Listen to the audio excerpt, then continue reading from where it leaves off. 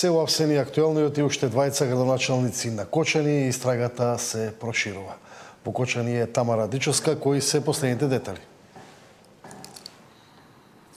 Љупчо Папазов, Николчо Илиев и Радко Димитровски, тројца поранешни градоначалници на Кочани, се приведени денеска, но приведено е уште едно лице. Ние се наоѓаме тука пред судот во Кочани, каде што и од обвинителството најавија дека во текот на вечерта ќе се спроведува полициска акција за сите оние кои што се сумничат дека имаат некаква инволвираност во пожарот кој што се случи во неделата во дискотеката Пулс. Како што нагласив, ние сме тука во близина на судот, бидејќи пред судот припадници на Министерството на внатрешни работи ни кажа да се оддалечиме поради наша безбедност, односно бидејќи не било безбедно за новинарските екипи да стојат пред вратите на обвинителството. Тука има и неколку полициски комбиња кои што од веќе некое време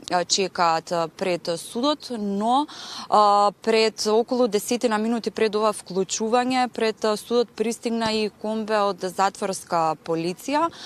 Има тука околу 10-15 граѓани од Кочани. Можев да забележам дека тука и една сопруга на обезбедувањето кој што е приведено, бидејќи таа пред некој ден на јавниот собир кој што беше во Кочани даде изјава, така и ја припознав, се обидов да ги прашам зошто се тука, но не сака да споделат информации со медиумите, чекаат да видат кого ќе изнесат од судот и кого предпоставуваат дека ги донеле од затворската полиција, низиниот сопруг, но и некои од другите што се приведени.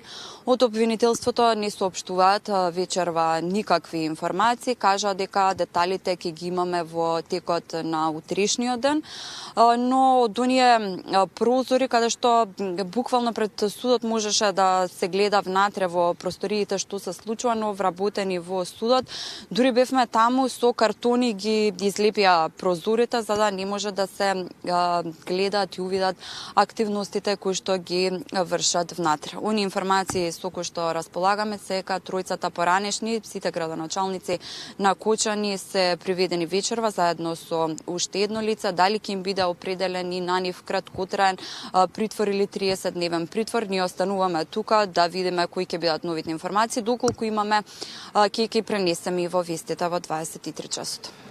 Благодарам Тамара Дичовска за последните проширување на акцијата во Кочани.